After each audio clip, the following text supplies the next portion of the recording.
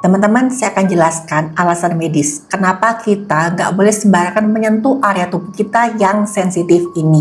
Ada seorang perempuan kehilangan pendengaran gara-gara gestur sayang dari suaminya. Banyak yang nggak sadar kalau cara mengekspresikan kasih sayang kadang-kadang bisa memicu gangguan kesehatan yang serius. Dan kasus langka ini sengaja dicatat tim medis dalam bentuk jurnal kedokteran sebagai peringatan keras untuk kita semua. Hari ini kita akan bahas anatomi tubuh dan kenapa bagian ini tuh sangat rapuh kalau sampai kesenggol, apalagi kisap.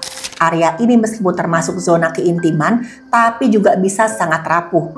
Jadi hati-hati banget. Simak video ini sampai habis agar momen bahagia kita nggak berubah jadi penyesalan seumur hidup.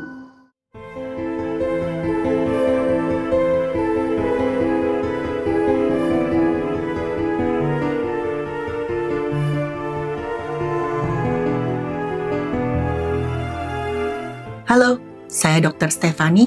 Saya seorang dokter spesialis forensik dan medico legal, dan saya belajar dari yang mati. Suatu hari di IGD, ada seorang perempuan datang usianya baru 26 tahun. Dia datang dengan keluhan nyeri dan juga suara mendenging di telinga kanannya. Ke dokter, perempuan ini bilang kok dia sempat ada cairan merah bau amis keluar dari telinga kanannya. Dokter IGD segera melakukan pemeriksaan tanda vital untuk memastikan kondisi umum dari pasien. Tensi, nadi, suhu tubuhnya semuanya dalam batas normal. Pasiennya juga nggak demam, nggak pucat, dan pemeriksaan dadanya juga tampak bersih. Semua tubuhnya sama sekali nggak ada keluhan. Tapi nih, dokter ngelihat ada bercak cairan warna merah yang baunya amis keluar dari lubang telinga kanannya. Pada pemeriksaan awal waktu ditanya kenapa, pasien kelihatan ragu-ragu bahkan malu ketika menceritakan penyebab pastinya. Dokter sempat tanya pelan-pelan, "Ibu, ini apakah suaminya itu sempat melakukan tindakan kekerasan?" Tapi si pasien ini menegaskan kalau suaminya sama sekali nggak pernah menghantam, apalagi berbuat kasar. Dokter pelan-pelan bujuk-bujuk dibilang, "Ibu, tolong yang jujur ya, karena nanti menentukan bagaimana terapinya." Barulah pasien yang ngaku teman-teman karena dia merasa aman. Dia jujur tentang kronologi apa yang terjadi di malam itu. Ternyata gangguan di telinganya itu terjadi ketika dia dan suaminya sedang melakukan hubungan suami istri. Si perempuan ini bilang waktu mereka sedang berhubungan suami istri, sang suami ini agak kelepasan. Sang suami ngasih ciuman yang penuh dengan keintiman tepat di lubang telinga kanan si perempuan ini. Nah, ciuman itu terlalu kuat dan langsung memicu rasa sakit luar biasa. Katanya satu juga, pendengaran itu seakan-akan hilang. Dan pasien mendengar ada suara berdenging dan keluar cairan merah berbau amis dari telinga kanannya. Dan dokter langsung mengambil alat namanya otoskop untuk melihat bagian dalam dari liang telinga si pasien ini. Otoskop itu alat medis dengan lampu khusus untuk periksa gendang telinga. Waktu dilihat lubang telinganya, dokter menemukan tanda bercak merah keunguan. Bercak merah atau ekimosis ini menandakan adanya trauma yang menyebabkan pembuluh kecil pecah dan ada kebocoran cairan tubuh. Pandangan dokter kemudian tertuju pada membran tipis di ujung liang telinga. Membran yang disebut dengan gendang telinga. Ya, di situ udah ada robekan. Dokter melihat ada lubang baru yang ada cairan tubuh warna merahnya di bagian tengah membran gendang telinga. Ukuran robekan itu diperkirakan sekitar 25-30% dari seluruh ukuran gendang telinga. Tepian dari lubang robekan itu tampak gak rata dan masih seger banget. Dokter kemudian melakukan tes pendengaran sederhana menggunakan alat yang namanya garpu tala. Hasil tes menunjukkan suara lebih keras pada telinga yang sedang sakit alias telinga kanannya.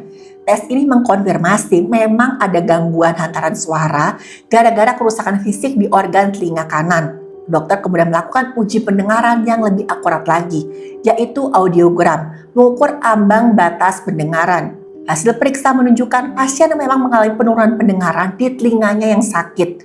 Penyebabnya adalah ada hambatan gelombang suara yang nggak bisa sampai ke telinga bagian dalam. Jadi secara garis besar ya teman-teman, telinga kita dibagi jadi 3 bagian, luar, tengah, dan dalam.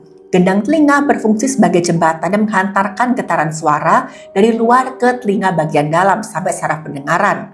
Dan pada kasus ini, robeknya gendang telinga membuat gendang telinga nggak bisa bergetar secara optimal saat ada gelombang suara. Gelombang suara akan bocor dan yang sampai ke tulang pendengaran akan sangat sedikit.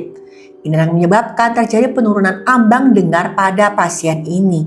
Dan teman-teman, kasus robekan pada gendang telinga sebenarnya lumayan banyak ditemui pada dokter THT. Tapi pertanyaan teman-teman, apa benar cuma di telinga bisa sampai merusak gendang telinga? Dan kok orang bisa punya ide ya mencium orang lain di bagian telinga? Ini penjelasan medisnya. Telinga kita itu termasuk erogenous zone atau zona intim yang sangat sensitif. Kulit di area telinga itu punya lapisan yang tipis tapi penuh dengan ujung saraf sensorik bebas atau free nerve endings. Berbeda nih, dengan bagian tubuh lain yang sarafnya tersebar, telinga itu disuplai oleh kombinasi beberapa saraf otak dan juga saraf tulang belakang sekaligus. Ketika ada rangsangan seperti sentuhan di area ini, sinyal sensorik dalam jumlah besar akan dikirim ke bagian otak. Di dunia kedokteran ada yang namanya cortical homunculus. Ini semacam peta yang digunakan oleh otak untuk mengenali dan mengendalikan bagian tubuh manusia. Otak kita itu jadi membagi coupling berdasarkan jumlah saraf yang ada di bagian tubuh tersebut. Misalkan nih, kulit di punggung kita tuh luas, tapi jumlah ujung sarafnya kecil. Makanya, coupling di peta homunculus itu sangat sedikit untuk bagian punggung. Nah, sebaliknya teman-teman, kulit di sekitar telinga dan bibir kita itu memang sempit.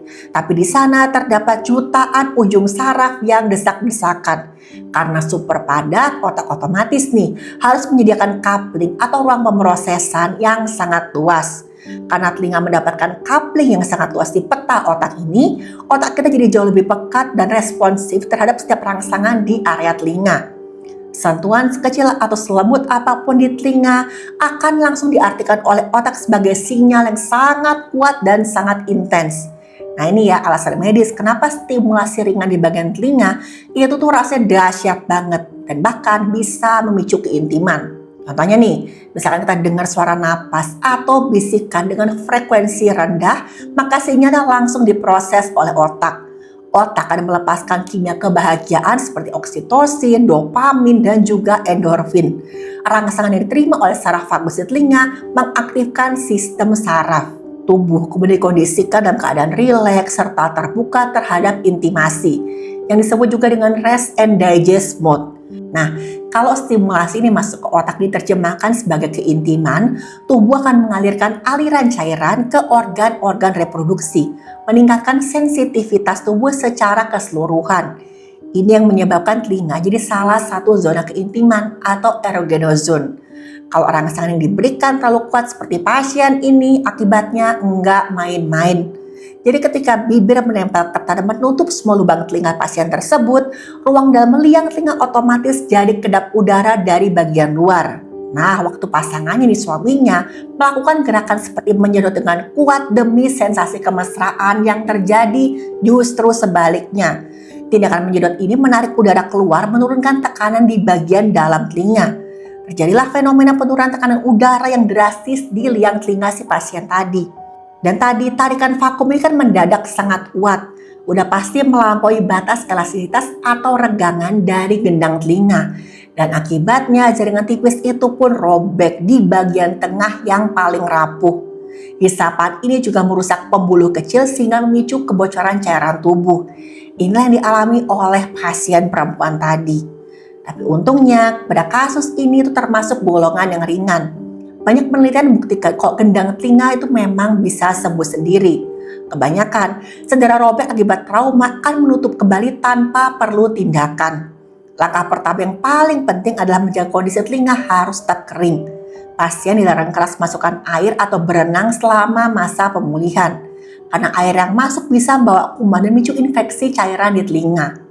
Dokter kemudian meresepkan obat antibiotik minum untuk mencegah infeksi yang sekunder. Antibiotik ini penting banget ya teman-teman, apalagi di ruangan yang tidak steril, apalagi yang berdebu. Pasien kemudian diminta untuk periksa rutin, dipantau terus perkembangan penutupan lukanya. Nah, sebulan kemudian untungnya gendang telinganya pasien menutup secara sempurna. Gak ada sama sekali bekas lubangnya. Pendengarannya juga kembali normal, gak ada lagi suara berdengung. Dan pasiennya teman-teman termasuk yang beruntung karena ada loh kasus lain yang lebih parah. Ada seorang perempuan lain usianya 49 tahun, dia tuh sedang bercanda dengan putrinya yang berusia 4 tahun. Putrinya lagi tengah-tengah bercanda mengecup telinga ibunya terlalu keras dan akibatnya pendengaran ibunya rusak secara permanen. Isapannya terlalu kuat, menarik gendang telinga ke arah luar sampai merusak sel-sel rambut di luar koklea. Koklea itu bagian dalam telinga yang bentuknya seperti rumah siput. Selain itu, akibatnya terjadi kerusakan struktur dari otot-otot pendengaran, menyebabkan yang namanya kelumpuhan pada refleks akustik. Dan akibatnya, si perempuan berusia 49 tahun ini menderita kehilangan pendengaran sensorineural yang gak bisa disembuhkan secara total. Dan ini udah terjadi yang namanya kerusakan saraf, yang artinya otak gak bisa lagi menerima sinyal suara dari telinga. Tapi untungnya pada kasus yang pertama tadi kerusakannya cuma terbatas pada area luar. Pasien pertama tadi benar-benar beruntung. Yang namanya mengekspresikan sayang ke pasangan itu bukan hal yang salah. Tapi ingat, kita tetap harus hati-hati dan menjaga keselamatan pasangan kita. Jangan sampai momen yang seharusnya jadi momen bahagia malah berubah jadi tragedi. Share video ini ke keluarga dan teman-teman supaya kita bisa saling menjaga.